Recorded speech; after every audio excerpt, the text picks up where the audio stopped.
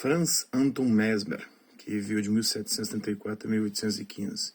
Ele inaugurou a fase científica da hipnose. O início da história formal da hipnose se deu em 1765 com os trabalhos do Mesmer, com seu magnetismo animal. Ele acreditava que era o magnetismo animal que provocava a hipnose. Franz Anton Mesmer, filho de um guarda florestal, ele nasceu no dia 23 de maio de 1734 em Isnang, no Lago Constance, na Alemanha. Ele estudou nas universidades de Dillingen e Ingolstadt, na Áustria, onde recebeu seu PhD, seu doutorado, estudando direito posteriormente. Recebeu seu grau de doutor em medicina no ano de 1766, depois de apresentar um artigo com o título de Planetar um influxo sobre a influência dos planetas.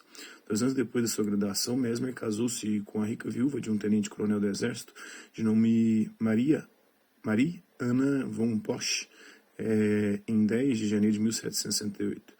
Incapaz de aceitar a hipótese do padre Gassner de que os pacientes eram possuídos por demônios, o Mesmer acreditava que, de alguma maneira, o crucifixo de metal empunhado por Gassner fosse talvez o responsável pela magnetização do paciente. Então desenvolveu suas ideias e explicou os resultados da teoria do magnetismo animal, testada pela primeira vez em 1773 em uma jovem de 28 anos. Franziska Osterling, que por acaso se casou com Friedrich von Posch, enteado de Mesmer. Mesmer publicou seu primeiro relato da cura magnética em 1775 sob o título de Schreiben über die Magnetiker. Apesar da sua fama continuar a se espalhar, ele foi forçado a deixar Viena após o famoso caso Parades, no qual o Dr. von Stark e o Dr. Barft foram seus oponentes. Em 1777, Maria Teresa Parades, uma jovem pianista cega e favorita da imperatriz da Áustria, que recuperou sua visão depois de ser tratada por Mesmer, apesar do fato de ter estado por 10 anos sob os cuidados do maior especialista em olhos da Europa, o Dr. von Stark, sem qualquer melhora. Influenciada por médicos ciumentos, a mãe da criança afastou-a dos cuidados de Mesmer antes da cura estar completa. Numa cena de emocionalismo, a mãe deu um tapa no rosto da criança por ela não querer deixar a clínica do Dr. Mesmer, fazendo com que a cegueira histérica se reafirmasse. No entanto, a influência de Mesmer ainda era grande o bastante para garantir uma recomendação do ministro exterior austríaco à embaixada imperial em Paris, para onde se mudou em fevereiro de 1778. Ele fundou uma clínica com Deslon na Place Vendôme e publicou seu famoso livro em 1779, Memórias sobre a descoberta do magnetismo animal. Em 1774, o governo francês investigou Mesmer, declarando um farsante. Entretanto, Benjamin Franklin, que era membro do comitê de investigação, escreveu o relatório da minoria, que afirmava que o fenômeno era digno de maiores considerações. Outros membros da comissão eram o Jussier, famoso por sua ligação com os Tuileries, Guillotin, o inventor da guilhotina, que leva seu nome, e Lavoisier, o famoso químico francês, cujo nome ainda é familiar aos norte-americanos, como o nome de uma marca de antisséptico bucal. A descrição fascinante de Esdaile a respeito da investigação afirma que ele acreditava que o veredito era justo bastante, considerando a natureza das provas apresentadas aos membros da comissão. Ele continua afirmando, mas, entretanto, tal é a falibilidade humana. Neste caso, summum jus também era summa injuria. A verdade foi sacrificada à falsidade, como penso que se tornará claro de uma rápida análise dos procedimentos. Este provavelmente não será tempo perdido, pois tenho ouvido cavalheiros inteligentes dizerem que o relato dos filósofos franceses ainda decidia suas opiniões. Eles tinham uma série de axiomas sobre o mesmerismo que lhes foram apresentados, cuja verdade eles examinariam, e a eficácia de certos processos deveria ser provada para sua satisfação através do experimento.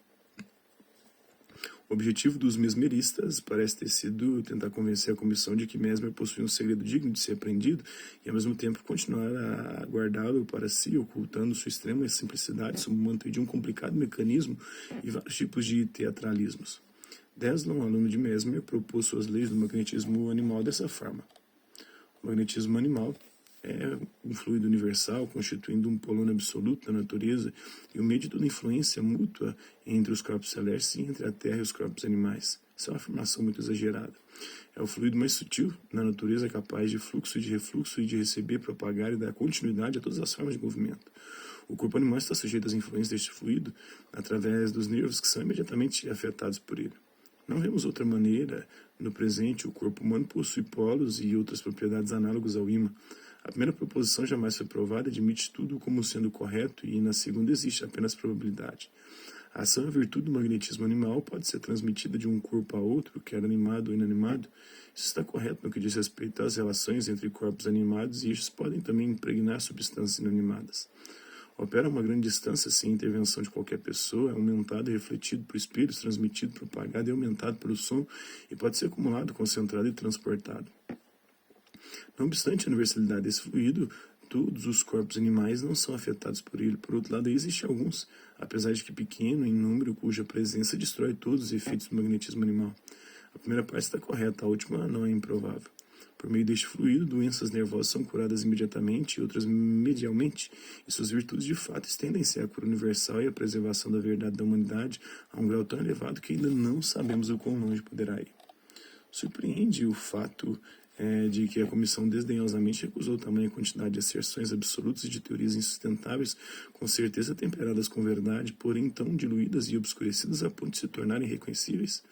Como a testemunha de Bengala, Desmond não se contentou em simplesmente dizer a verdade, mas acrescentou por conta própria tantas invenções corroboradas a ponto de ninguém saber em que acreditar, e o caso foi encerrado como indigno de posterior investigação. Ele arruinou a si e a sua causa também, talvez por ignorância ao carregar a verdade como um pacote de maquinarias espalhafatosas através das quais esperava que o poder da natureza penetrasse. Mas a natureza, como um camelo sobrecarregado, virou-se contra seu condutor, jogando a si e sua parafernália de plataformas magnéticas, bastões e cordas condutoras, pianos, árvores e baldes magnetizados na lama. E a verdade retirou-se em desgosto para o fundo de seu poço, para lá permanecer até que homens mais honestos pudessem novamente extraí-la para surpreender e beneficiar o mundo. Até onde concerne minha observação, tudo o que é necessário para o sucesso, se as partes estiverem na relação do agente e do sujeito, é a obediência passiva do paciente e uma atenção e paciência sustentada por parte do operador.